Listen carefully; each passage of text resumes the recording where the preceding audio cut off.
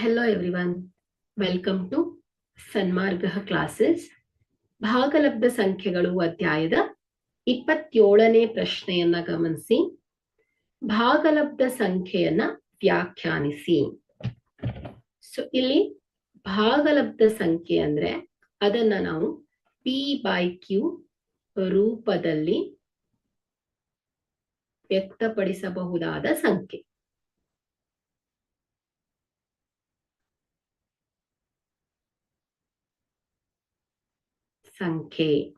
So ಇಲ್ಲಿ p ಮತ್ತು q ಪೂರ್ಣಾಂಕಗಳಾಗಿದೆ.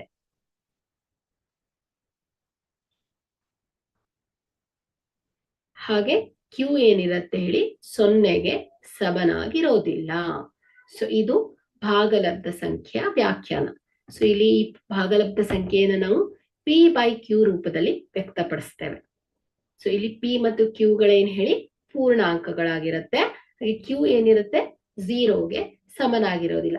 q ಏನಾದ್ರೂ 0ಗೆ ಸಮನಾಯ್ತು ಅಂದ್ರೆ p/0 ಅಥವಾ 2/0 ಆಗ್ಬಿಟ್ರೆ ಸೊ ಇದನ್ನ ನಾಟ್ ಡಿಫೈನ್ಡ್ ಅಂತ ಹೇಳ್ತೇವೆ.